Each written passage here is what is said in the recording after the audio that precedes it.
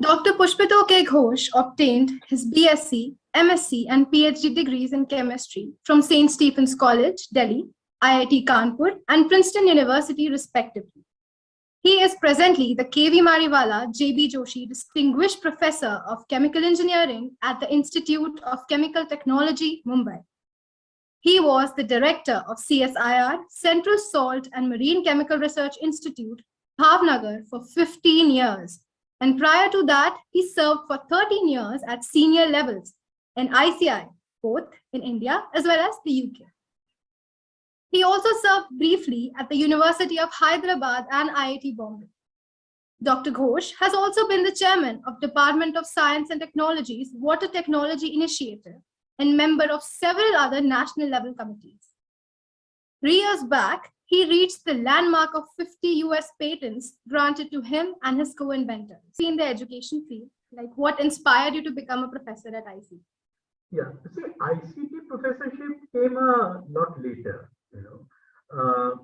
I certainly, I think I liked the idea of being in research or being a scientist. I got this science talent search scholarship, and it also helped me to get into St. Stephen's College because that was the toughest college to get into. So I went there, and the other very nice thing was that every year they used to have a summer camp, where like say there were about 35 to 40 people in the area of chemistry from all over India who got the scholarship. So all of us would go for a camp, and where they would expose us to new ideas, new things which we had never heard of, and we also had to make a presentation, and I don't know what happened to me, but I gave a lecture on entropy, and somehow it was I think a good sort of lecture that I gave, which aroused a lot of interest, and a lot of questions were asked by the Vice Chancellor of Rajasthan University, and then myself and another very good friend of mine, Sushila Matre, the two of us actually got the first prize in that summer camp, and that then certainly made me a little more confident because we're talking about the best students all over India, and then among those again to have been awarded the prize was obviously an indication that maybe I have an aptitude for original thinking and research. So that was there, but that was still research. It wasn't education, as such, which I was particularly concerned about. But after I finished with my studies in the US and did my postdoctoral research, in fact, one of the very famous professors just passed away before yesterday. I got the message, and I was feeling terrible about it. But so I returned to India, and I actually joined academics. I joined the University of Hyderabad. I had actually many offers, but that was an upcoming university, and where some of the professors from IIT Kanpur had actually sort of begun working there, and they persuaded me to join. Now, this is one thing that I've always had, which is I always liked very low profile play, and so I thought I'll be in education. At that time, someone asked me or told me that why don't you have a look at some of these industries? They are really good research centers. Okay? And the two that I looked at, one was Unilever, and the other was ICI. And ICI Research Center had a very attractive, catchy name. It was called Alchemy Research Center. And actually that Alchemy was there were 4 or 5 companies, and the sort of acronym was Alchemy, and so that's how it was named. But for me as a chemist, it was really alchemy that brought some excitement, into the job. And so I really went more into applied research.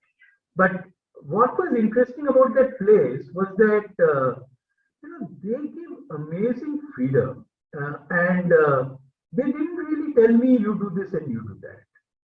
And having come back from the US, having done very fundamental, cutting edge research in areas, obviously, I had some desire to do some things which were of a fundamental nature, and I did, and we published some really good papers around then. But I also realized that, when I've joined a place, I should be true to that place, and I should do things which would be of relevance and importance to them. And so I ventured into the study of explosives, which I'd never done, and there was a very interesting system, which was the next after dynamite, which was known as immersion explosives, much safer explosives, civilian explosives, and ICI had invented those, and were the first to introduce it in India. And so I realized that it performs very well, but if someone asked me that is the science behind it well known, behind the structure of the explosive, etc., my feeling was no, it's not so well known. And so I started researching that. I had a very bright person working with me, and so we uncovered some of the structural features, which were important for things like rheology, to understand detonation, things like that. And then I at that point I realized that you actually need not have a very fine distinction between so-called fundamental research and applied research and technology and all, and they all are pretty much part of a continuum, and it's a question of doing things well, and doing research that matters, which is useful. Okay? And as someone later on, I much later learned that applied research is all about reducing the degree of empiricism in any art, whatever you do. And so that is something I quite enjoyed doing. And then later on, I went to England. I was looking after a part of the strategic research of ICI in England. And at that time, I used to collaborate with a lot of people from Oxford, Cambridge, University of Manchester, people in the US. And again, that brought me a bit closer again to academics, and not only academics, the best of academics. I mean, they were absolutely brilliant people. So I was kind of straddling both, for that way. And one thing I was sure about, that I possibly will make a good teacher, I mean, because, people used to like my lectures, and there was a time in Princeton, it had a very profound effect on me, that there was a Nobel laureate who was visiting. His name was Prigogine, and he's the one who got the Nobel Prize for non-equilibrium thermodynamics, and so Prigogine was visiting, and my professor, he was away that day, and of all people, he chose me, and he said, "Pushpito, you have to explain our group's research to Prigogine." I said, "Me?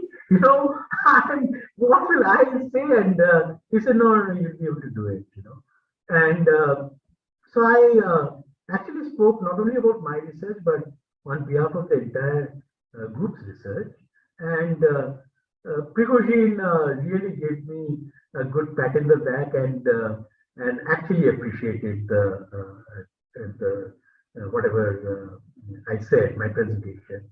And so I knew that perhaps I have the capability of persuading others on what is important, what is unimportant, or and so So that was always there. I mean, I knew that I can perhaps become a good teacher, but then I was in applied research.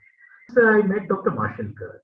Dr. Mashelkar is our chairman of ICT, as you know, and so he chancellor, and he told me that why don't you consider a job in CSIR, and I actually took that seriously because I was looking for maybe a larger canvas, to paint in, and so I said fine, I'll do that, and then he mentioned to me about Bhavnagar and how the lab is not doing well, and so he wanted me to go there and see if I can turn around that place. And now, because I had started in University of Hyderabad education, and prior to moving to Bhavnagar, people in IIT Bombay, they wanted me to join the faculty there, and I started as a visiting professor because I could not commit to a full-time thing because I knew I might move, and so I was teaching, and later on, after I superannuated from Bhavnagar, then Professor Yadav called me and said, we've started this distinguished professorship in ICT, and we'd like to offer you this position. And so I honestly did not want to do much. I wanted to actually have a good time after retiring, but then I could not say no, and so that's how I ended up in ICT. So ICT was one of the subsequent academic positions that I actually had. Sir, you have innumerable research papers and patents to your name. Is there any one particular research that comes to your mind as soon as someone asks you about them? No, I was thinking about that, and I really struggled to identify just one, but I can name a few, which were probably important to me. I'm not going to discuss the things that I did, let's say in ICI. Okay, and I'll just maybe touch upon things in Bhavnagar, where I've spent the maximum part of my career. But you have to remember also that I was the director of the lab, you see, and so as the director, I was not really just engaged in my own work.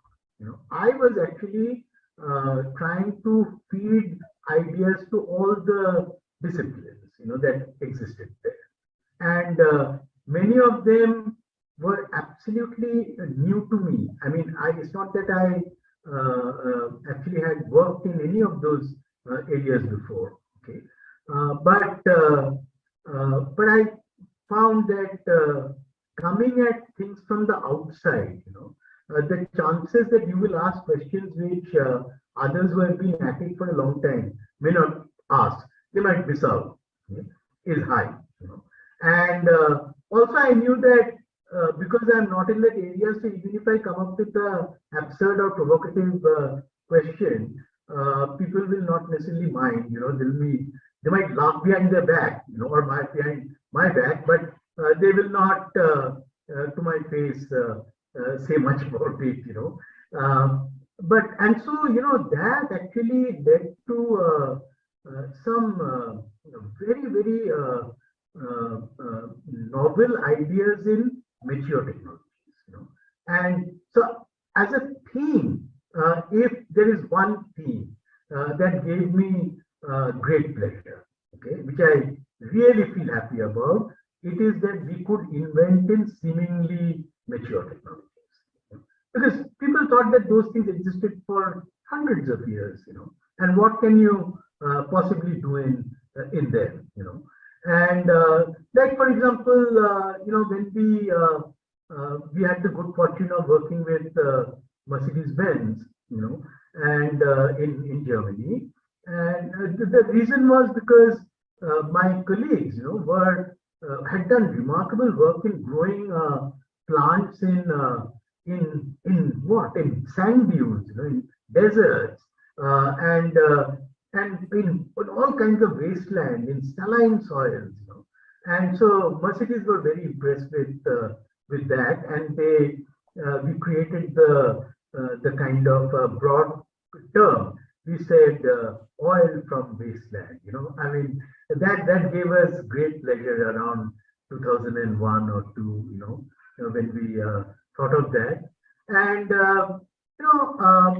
there was nothing particularly new as such in biodiesel. Okay, except at that time that we were extracting the oil from plants that were growing in wasteland, or had the potential to grow in wasteland. Because we didn't want any competition between food and fuel, so we were very clear about that. But then, when we started working on it, I soon realized that none of the people actually can make a good biodiesel. And yet, chemistry, if I were to just write down, is the most trivial set of equations that you can write. A triglyceride reacting with an alkali in the presence of methanol, and it will form biodiesel with some byproducts and things like that. And but I knew that nobody could, and then I delved deep into the subject. And what is the problem? Why is it? Like, for example, can you pour biodiesel 100% into a car and make it run? And Mercedes found that very interesting, and they said, "Really? Oh, that'll be great. If you can do it." Because nobody had done something like this anywhere in the world. And so we found extremely simple solutions, to the problem. And soon after we had succeeded, I see this newspaper report that Merck to run on meat biodiesel, around 2004 or 3. And it was an amazing feeling that here, we're doing some kind of a deep analysis of a potentially actually quite a simple reaction, and ultimately, you can pour it into a Mercedes-Benz engine, and then we took it to Khadungla Pass in Leh, and there are 3 Mercedes which were running, and in Germany we had about 15 journalists from Germany who came to see what's going on. So that created tremendous excitement all over the world, and that, I think, one can rightfully say was something that India gave to the world, and so it was wonderful. But it was still, I will say, away from the mainstream, of our activities, And I always wanted to also make sure that our main activities like salt, marine chemicals, things like that, seaweed cultivation, which we were very famous for, that we will invent, and that we could come up with revolutionary concepts like a spherical salt. Like always people thought salt is cubic in structure, that we could make it round.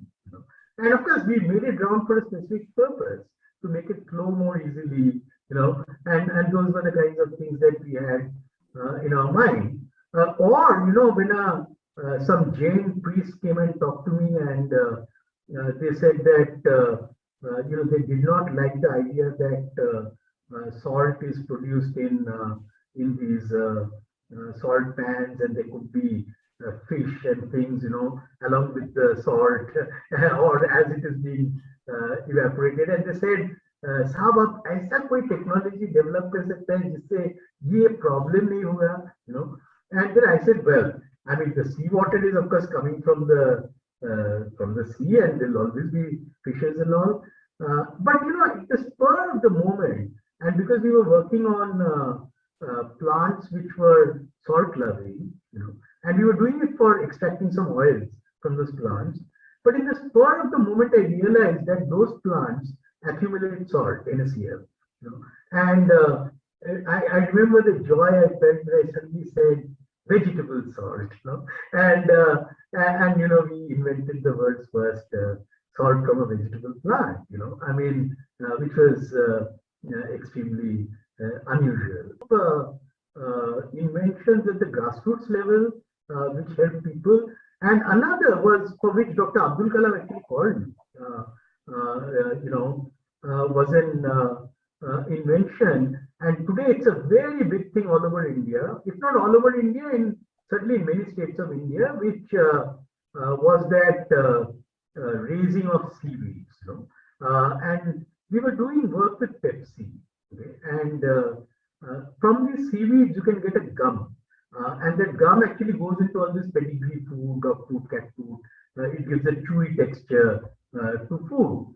And they were sourcing most of it from Indonesia, but Indonesia had these tsunamis and all, and so there was always a threat to the supply chain. And so they wanted to see if India could be a base for these kinds of products.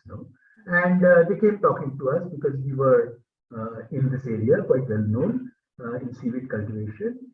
And the first commercial cultivation of seaweed was raised by Pepsi based on our technology.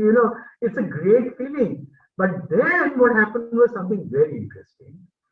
These seaweeds contain about 90 to 95% water. So they're mostly water. Okay? And especially during the monsoon time, it was not so easy to dry these seaweeds. Okay? And so, at that time, we were always thinking that, is there another way to remove water from a seaweed, rather than just drying it like the way you dry fish? And one of my colleagues, Ishwaran, I don't know what made him do this experiment. He went and put the seaweed in a kitchen blender, and just mashed it up, and it just became like water, and it was like water. And Ishwaran came to me and he said, "Sir, I made this." I said, "For what?" And he said, "I put this in some mango plants and some other ground, some grams, green gram, and those seem to be growing very well." So I said, "Ishwaran, Pepsi came to us for this gum, okay? They are not interested in gram and mango and all this." I said, "Where is that?" He said, "I don't know about that. Where is it?" Then I looked into that beaker, and I found minute specks, of a solid floating in that liquid. And I had it filtered, and we realized that the gum is actually in the residue. And so overnight, within almost you can say 20 minutes, we had created two products, from that seaweed. One was the gum, the other was this wonderful fertilizer, and this became a big thing. Pepsi commercialized this, and Dr. Abdul Kalam came to know about it, and this was actually the second time he invited me to Rashtrapati Bhavan, and he actually spoke about it in his Technology Day speech, along with the BrahMos missile, which you might be hearing about nowadays. So these were the two technologies that he talked about. So I would say that these have given us great joy. Lot of fun we had inventing these, and it took us a long time then to get to the underpinning knowledge. What causes something? You can get an effect. You see, that this works. This is great. Why? How? Those kinds of questions to answer, it takes a lot longer. And so that's how we kind of married science with technology. And so these were some of those which gave us great joy. So this makes me come to my next question, that a lot of your research is centered around inorganic salts and marine chemicals, as you told us right now. So can you elucidate more about these topics for our readers and all the research enthusiasts? Sure. There's one, and which was the reason why I was hell-bent on wanting to make the best salt in the world. That's there, and that so many people have benefited from this technology was great. But that was done, where the only source of bromine is seawater, and so all the plants that we have in India, they actually take in some form of seawater, concentrated seawater, etc., and extract bromine from that. As you know, bromine is a very important Yes. sort of reagent in bromination reactions, and this was again very important that and as I said, the people who laid the foundation in bromine technology. I had the privilege of working with some of them, people like Dr. A.S. Mehta, brilliant people. And now what happened was that, when we were, because I knew how bromine is made, how it's recovered. Okay?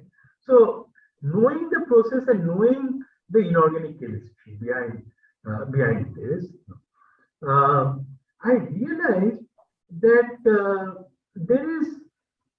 bromine is otherwise a very noxious chemical. It's not a good chemical to work with. Okay?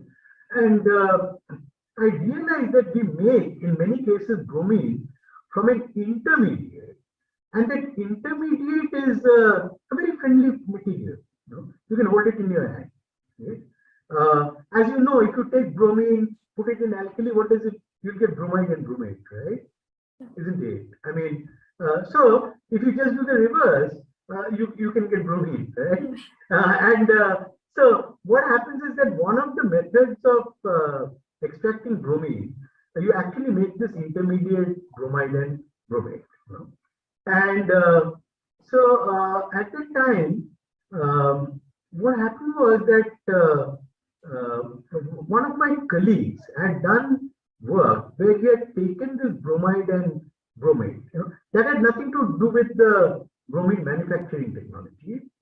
He had taken and he introduced the organic substrates, along with it, and he was able to do bromination, just like you would do with bromine.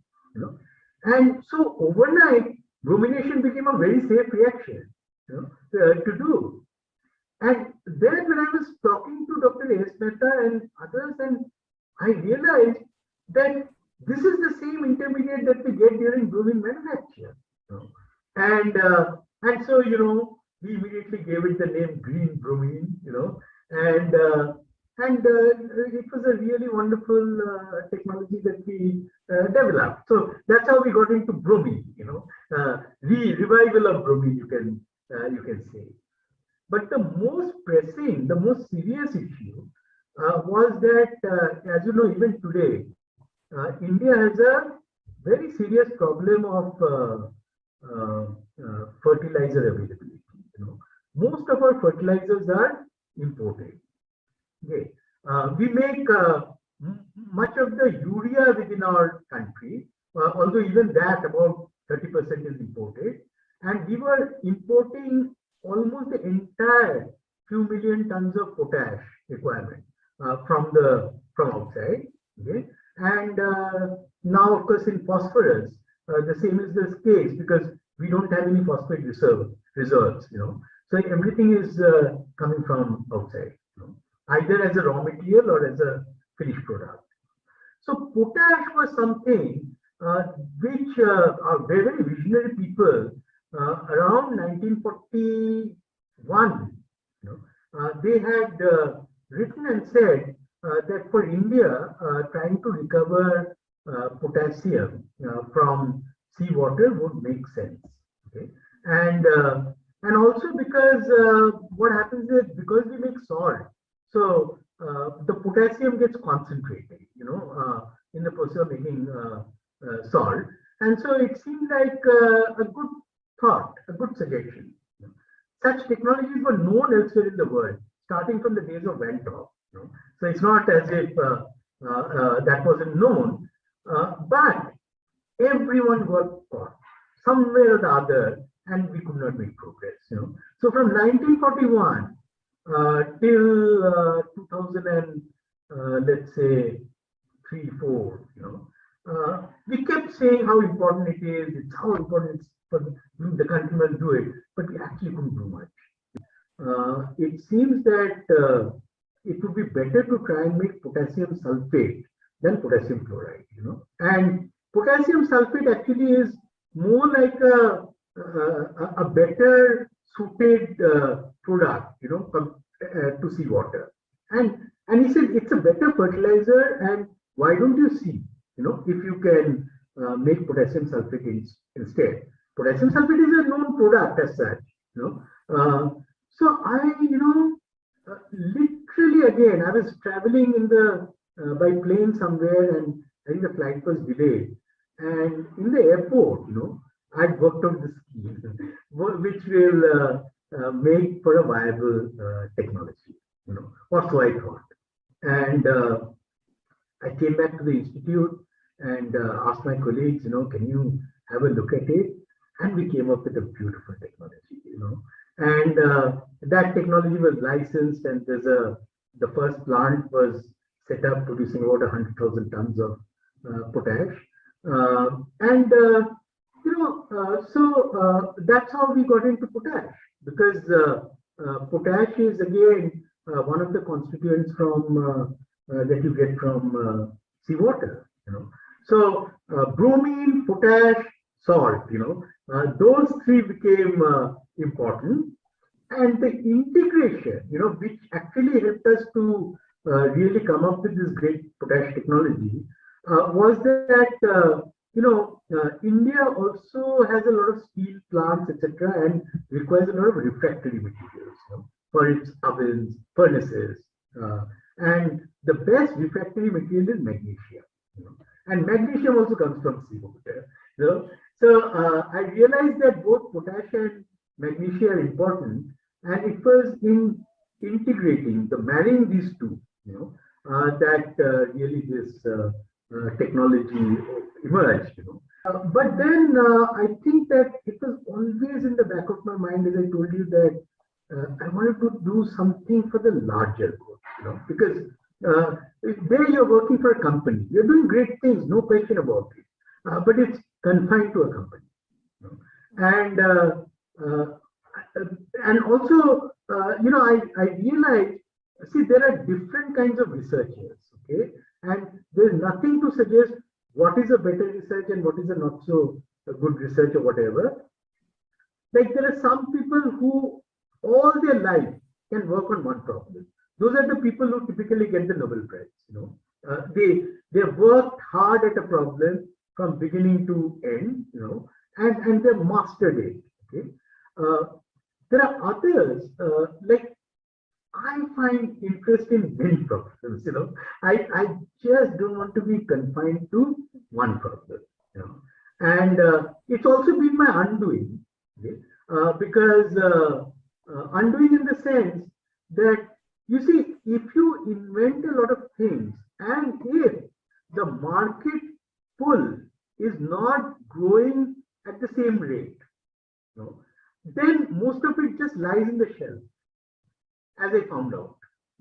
And in fact, that's been one of my biggest laments, that what's the point? What did all these technologies and all these patents ultimately deliver? How many of them were actually commercialized? That number is relatively small, and so whereas I think each and every one of those should have been commercialized, and I felt all of them were important. Okay? But it was because of this interest that I had that I really wanted to do work in many different areas. Beautiful quote came to my mind right now, that challenge and adversity are meant to help you know who you are. Storms hit your weakness, but unlock your true strength. So what has been the most challenging time that you faced in your entire career, and how did you overcome it? Yeah, I think, in terms of technical challenge, if I have to say, there were certain urgencies, for coming up with certain products and things like that. And it was very frustrating not to be able to come up with it in time. And that was always a challenge that I left not only to myself, but to my colleagues, that this is an important challenge. In terms of personal challenge, there are. It's really not so much of a challenge for me, but what happened was in 2007, I was actually appointed as the Director General of CSIR, and I was interviewed by all the famous scientists, CNR Rao, Bharat Ratna, and the Cabinet Secretary and everything. And the first time, two of us, what we decided was another person called Dr. Prakash will become the Director General, and I will be the additional Director General. And subsequently, Prakash fell ill, and they re-advertised the position, and then I was selected as the Director General of CSIR. And it was all over the newspapers, that Pushpito Ghosh to be the new Director General of CSIR, and but that never materialized, or something got in the way. Okay, and although after the interview, it was all finalized and everything, but whatever. I mean, I don't know what were the reasons, but I never finally got the appointment letter. Let's put it that way. Okay. Now, it was to some extent, for me, actually, it was not such a big setback or anything, because I honestly felt that probably CSIR had something to lose from it. I mean, I really didn't have that much to lose, For a definitive example of convergence of academia and industry, which one do you incline towards more? Yeah, as I told you, I mean, I've been one of the critics, of this segmentation of people as people in fundamental research, applied research, technology development. Yes, sir. Okay? And it's my good fortune, that I'm teaching the course on innovations in chemical technology, which I developed in ICT, and where I teach the works of Nobel laureates and others.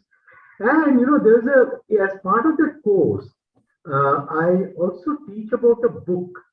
It's called Pasteur's Quadrant. And much later on, when I was teaching this course around 2015, I came to know that the person who wrote this book, Donald Stokes, actually was a professor right opposite our chemistry department in Princeton. And he was a professor in a very famous school called the Woodrow Wilson School, of International Learning or something. And Stokes had written this book where he actually derided scientists, for this classification. And he felt that the best scientists, and he epitomized Louis Pasteur as the most ideal scientist. And Louis Pasteur always worked on practical problems.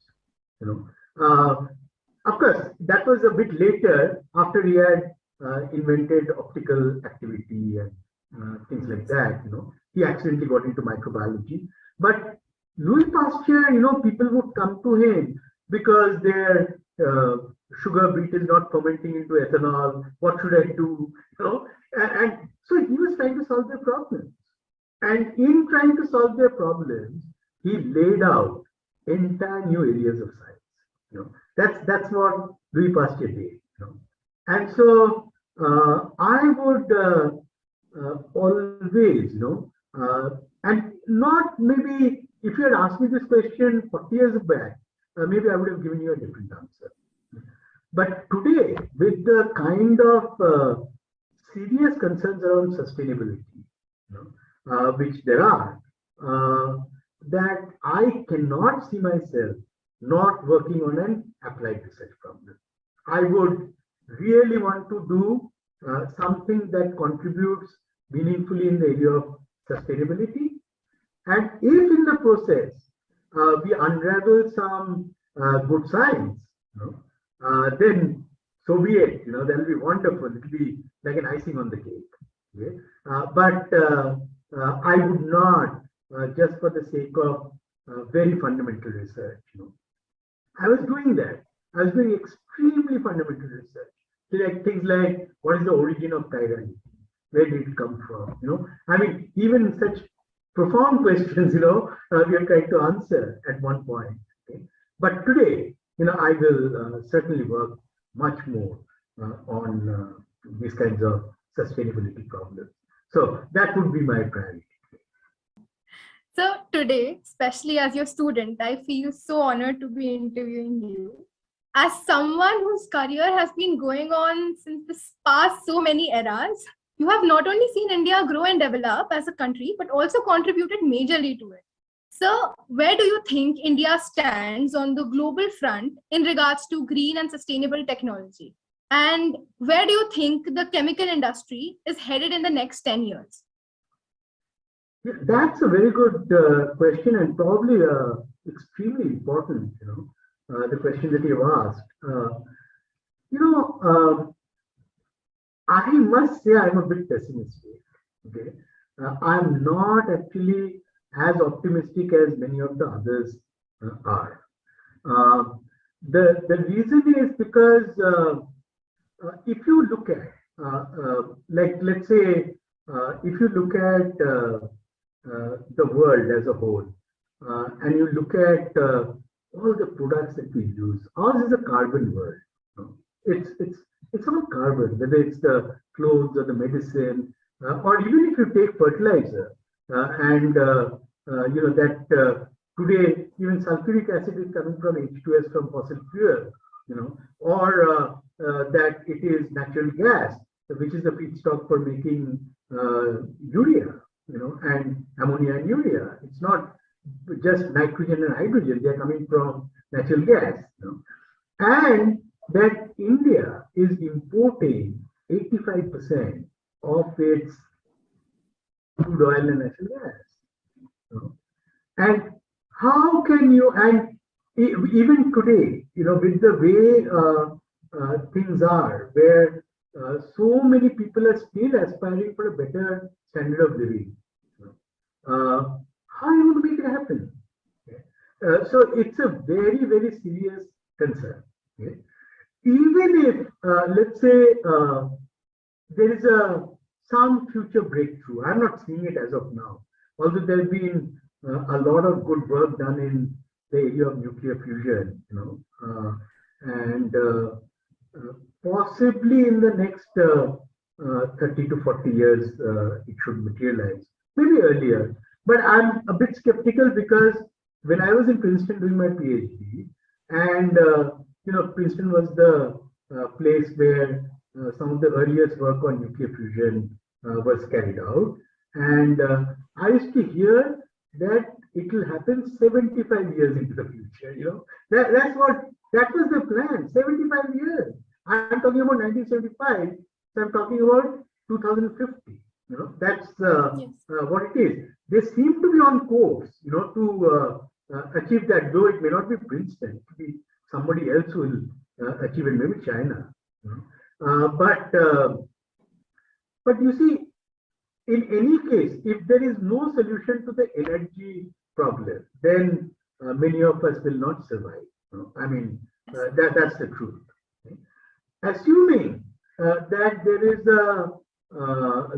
is let's say a breakthrough in the area of electricity from nuclear fusion, solar and wind, I cannot see in India it contributing more than 20%. I find it impossible, to believe. Maybe 30%, but certainly not more than that. So there's going to be a huge gap. Fossil fuels have been given another to 50 years maximum. In any case, within about 20 years, you'll probably have serious wars with who will get the last bit of fossil fuel. There are going to be battles for it. Let's face it. Yeah? And India may or may not win that battle. So I think that my biggest concerns would be things like fertilizer. Because look, one thing that the pandemic has taught us is that you actually need very little to survive. You don't need so much. Most of the things that today we are producing are all goods which are nice to have things. They're not essential things. You can get rid of them. If it comes to that, if it is what you require is you require medicines, you will require food, okay, and fertilizers are a very important part of that story. You require water. So those are the kinds of things that will make us survive, and at least will see us through till there is some fresh breakthrough which will come from people like you. You all are the ones who have to now come up with those earth pioneering, kind of initiatives over the next maybe 50 years. That's what you have to do. Okay? Now, India, as you know, has jumped into this manufacture, okay? Because it was a marriage of convenience. The West wanted to get rid of those, okay? Because they didn't want to have emissions and greenhouse gases, etc., at their doorstep. So it was merely outsourced to China and India and other countries, and we were also very happy because it meant higher GDP and exports and everything. Okay, but we are also paying the price because we are not really doing it with the cleanest of technologies, and so there are going to be huge problems. That India will be faced with. One will be our fundamental limitations of natural resources. We don't have feedstock. And second is technology, where the really pioneering technologies. I'll still say, whatever people might say, I'll still say that we are working with a reverse engineering Me Too mindset. We are not really pioneers. We've got to face it because what happens is that it's become very fashionable whenever people say, why isn't Indian research and R&D doing better? And people will say, oh, because you're not spending enough money. That's not true. That's because scientists are being deceitful. They don't have the guts to say because we have not been smart enough. That's why. And so we've got to be much, much smarter. And for that, you'll have to have much greater confidence in yourself that you can do something really new and original. And you have to show it. And there have to be others who have to actually applaud what you're doing. You see, but if you don't do that, and if you're pulling at cross purposes, you're not going to happen. So I see huge opportunities for green technology, no question about it. But I also see that it will require a different set of people and a different mindset. It will require people like you all, the bold and the adventurous, who will make it happen. Now, I would request you to please give some words of wisdom for the young and budding researchers who draw their inspiration from you.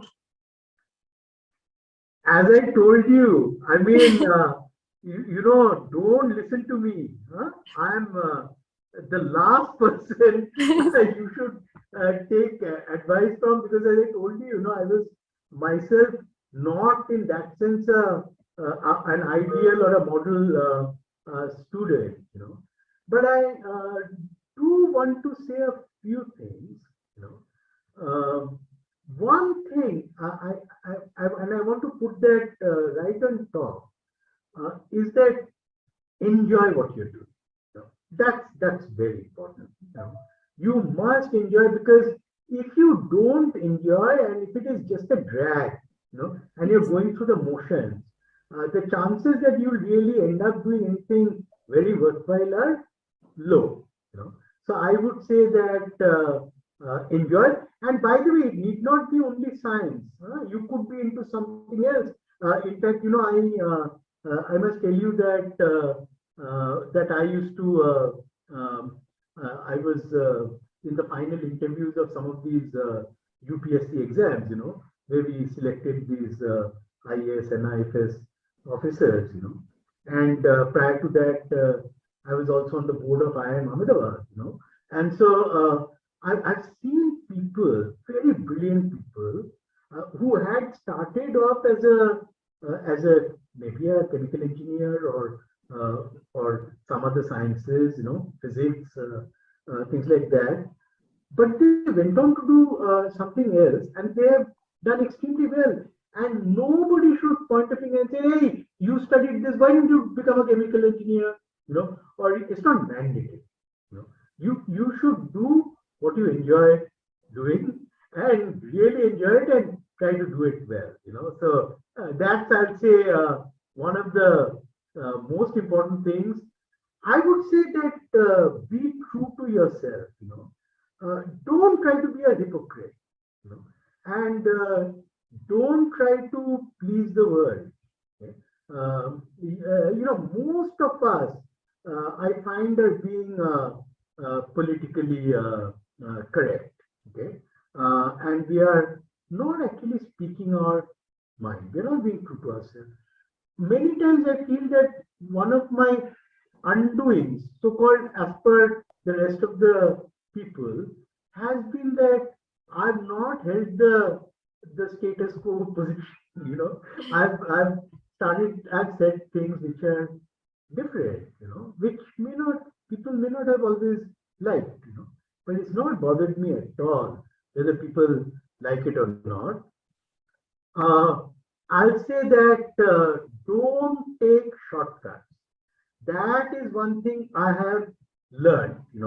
I learned that lesson. Oh, you asked me what did I as a child? I'll tell you what I learned as a child. How I learned not to take a shortcut. It was in the sports field, okay, and there was one game where we had to run and then we had to go under the bench, and crawl, and then again come out the other side, and then whoever reaches the other side the fastest or something, And I remember I did some mischief and I jumped over the bench or something, but I did not do what actually the rules prescribe. And I won the prize. Okay? Little did I know that the principal of a school, a very famous man, Clifford Hicks, Anglo-Indian, was watching from the terrace, and he called me and said, "What did you do?" I said, "Why? I won the race." He said, "Yeah, by jumping over the bench, not under it." And I learned my lesson. Do not try to cheat and do not try to be smart or smart. And so don't take shortcuts. That's one of the things. And the sooner one learns these lessons, rather than learning it when you're a middle-aged person, and you've cheated a lot of people, and then learning is not worth it. Try to learn it as soon as possible, and don't take shortcuts. And especially in science and technology, shortcuts don't work so well. Another little advice that I would have is, I would say, work on worthy problems. There are, whether we like it or not, there are problems which are worthy of pursuit, and then there are useless problems. Because nobody, whether you solve it or don't solve it, doesn't make any difference. Just don't avoid such problems, which are a complete waste of time. And I always tell everyone that I would much rather fail in a worthy cause. It's a perfectly all right if I fail. I have no problem. And I've always said that to everyone who has worked with me. I don't mind, if you have not been able to achieve the result. But you just trying to show off with some papers and things like that, which have no consequence whatsoever. I don't see that as a very significant accomplishment. So I would say work on worthy problems. Don't take shortcuts. Be very honest to yourself. You don't have to be honest to others.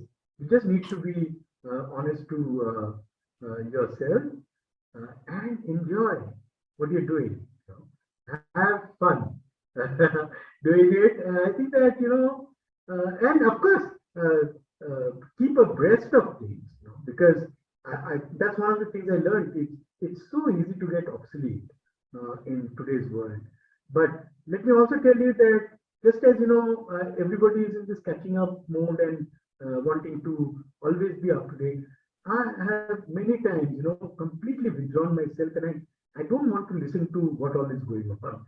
I like to just think pure thoughts which come from not knowing too much, and some of my best ideas have come from that.